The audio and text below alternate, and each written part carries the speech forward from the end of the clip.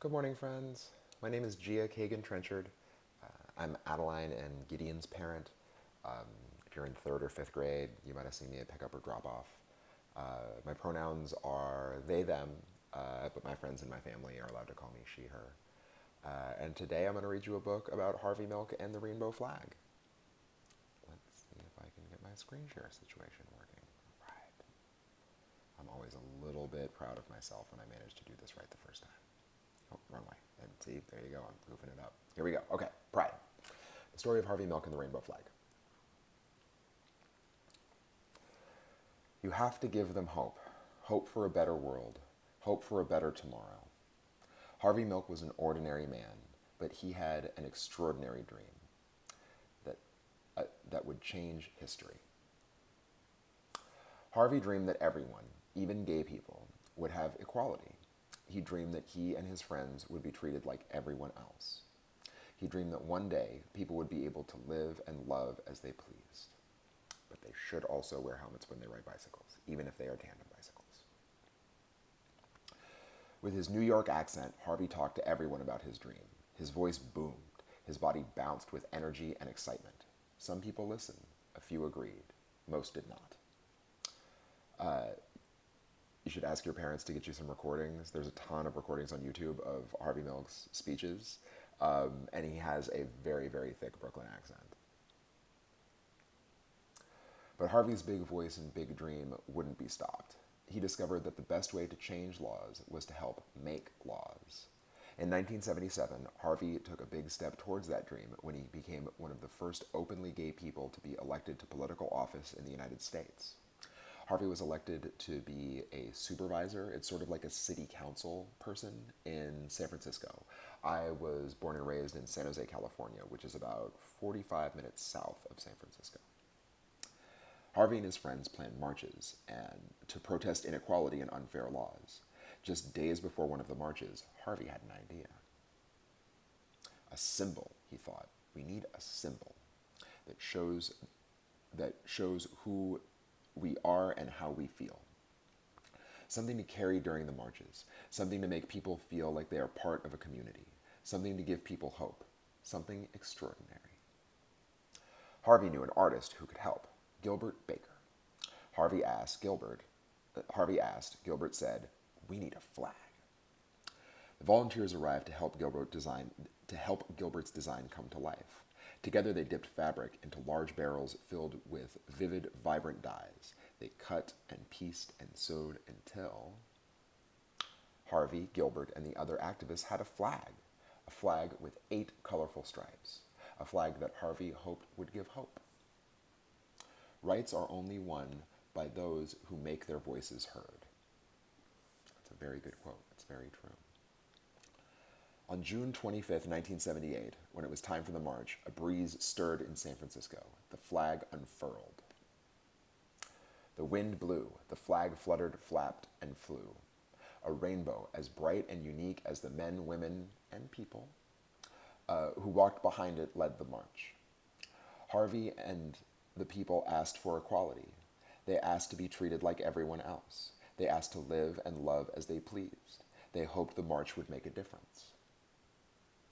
Those are all different kinds of people that were maybe in the march, or kind of look like people even now. There's a lot of these things are still very much in fashion.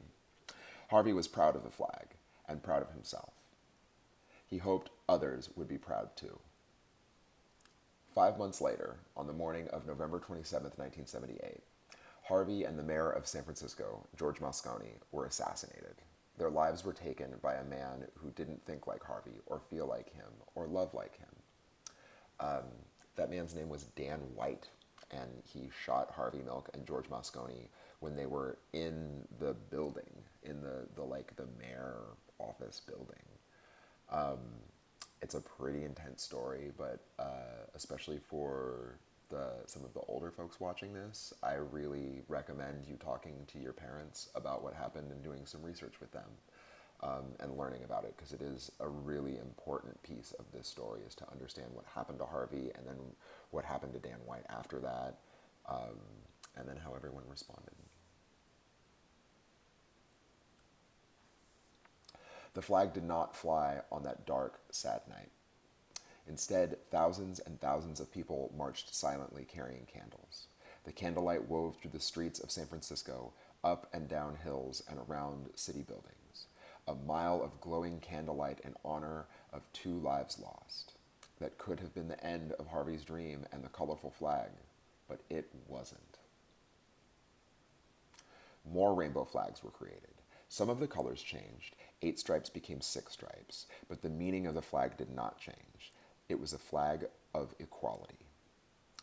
More and more people began to think of the flag as their flag. They began to feel pride. They began to have hope. Put my little box in the wrong place here. I asked for the movement to continue, for the movement to grow.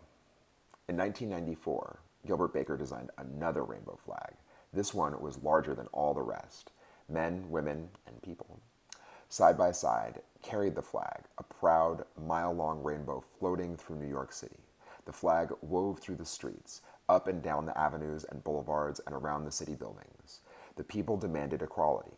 They demanded to be treated like everyone else. They demanded to live and love as they pleased. They were proud. They had hope. They would make a difference. More rainbow flags were made.